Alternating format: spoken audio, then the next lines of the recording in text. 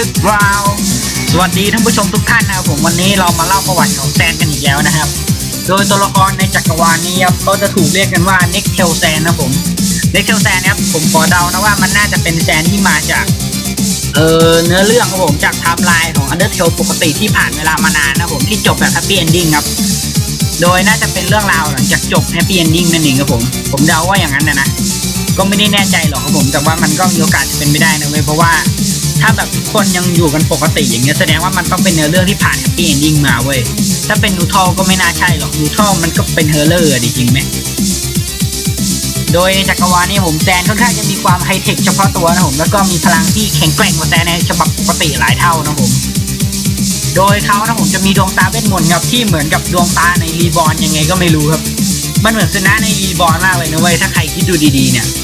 แล้วก็แกตเตอร์ปัตเตอร์ของเขาครับที่ติดอยู่ที่มือเขาเนี่ยเป็นถุงมือครับมันคล้ายๆถุงมือผมขอเรียกอย่างนั้นแล้วกันโดยมันสามารถจะเอามารวมกันเอาลำแสงมารวมกันกลายเป็นดาบก็ได้หรือจะให้มันกลายในสภาพเป็นแบบกรงเล็บวูล์ฟเวอรีนก็ได้หรือจะให้มันรวมประสานกับแกตเตอร์ปัตเตอร์แล้วยิงแม่งเลยก็ยังทำได้ครับนี่โหดร้ายมากอะแล้วแบบ โคตรสุดยอดคือมันเป็นแซนที่เท่สุดๆเลยส่วนลักษณะแกตเตอร์บัสเตอร์ของเขาก็น่าจะประมาณนี้นะผมขอเดานะว่าน่าจะประมาณนี้เพราะคนรูปใน Google แล้วมันเจอแต่แบบนี้แล้วผมก็คิดว่ามันก็น่าจะคล้ายคลึงที่สุดตามนั้นครับท่านผู้ชมโดยเรามาดูลักษณะการแต่งตัวเขากันหน่อยดีกว่าครับลักษณะการแต่งตัวเขาจะใส่ไอชุดกันหนาวผมที่มีความทนทานและแข็งแกร่งครับจะทำจากเส้นใยสังเคราะห์แล้วก็ทำจากอุปกรณ์หลายอย่างที่เป็นในยุคสมัยนั้นครับโดยแน่นอนว่าเสื้อมือทนทานมากครับแล้วก็มีถุงมือแกตเตอร์บัสเตอร์อยู่ติดอยู่ที่มือสองข้างครับผมแล้วก็ใส่ปลอกคอครับที่มีสัญลักษณ์ราชวงศ์นะผมแล้วก็เขาจะใส่กางเกงขายาวครับสีดำแล้วก็มีลายสีขาวพาดนะผมแล้วก็มีวงข้างในครับซึ่งกูก็ไม่รู้มันใช้ทำอะไรเหมือนกันครับแล้วก็มีที่กันกระแทกที่เข่านะครับ คุณจะใส่ทำไมวะที่กันกระแทกแต่ก็ไม่เป็นไรครับถือว่ามันก็เท่ดีครับก็ค่อนข้างจะอธิบายรัวนะผมก็อย่าใส่ใจครับผมสบายๆก็ได้ครับแต่ก็กลัวจะจบคลิปช้าเพราะฉะนั้นไปให้ไวดีกว่าก็จบไปแล้วนะผมสำหรับประวัติของเขานะผมต่อไปก็เข้าสู่ช่วงแฟนอาร์ตกันเลยดีกว่าครับโยไปต่อเลยเย่อันดับที่5ครับขอบคุณครับอ่านชื่อไม่ออก อ่านชื่อไม่ออกจริงๆอ่ะยอมรับเลยบ้าเลยคือไม่ใช่ว่าอ่านไม่ออกนะครับไออ่านอ่านพออ่านได้เว้ยแต่มันไม่ได้มั่นใจเนี่ยเพราะผมเป็นพวกชอบอ่านอะไรตรงตัวเว้ยเพราะฉะนั้นผมขอไม่อ่านดีกว่าเพื่อการไม่ปล่อยไก่ที่ดีนะครับต่อไปครับเป็นอันดับที่4วาดโดยคุณตังนะผมขอบคุณนะคุณวาดสวยมากครับทีหลังเนี่ยวาดมาครึ่งตัวนะครับถ้าคุณไม่วาดครึ่งตัวผมจะย่อตัวให้เหลือเท่านี้แหละอันดับที่3ได้กับคุณแอสเดียลพนัดดานะผมขอบคุณพานัดดาพูดผิดเมื่อกี้พูดพนัดดาพานัดดาครับพนัดดาแอสเดียลพนัดดานะผมขอบคุณครับที่วาดเฟลแอคชั่นสไมล์แอคชั่นคือมันต้องเรียกอย่างนั้นนะเว้ยเฟลแอคชั่น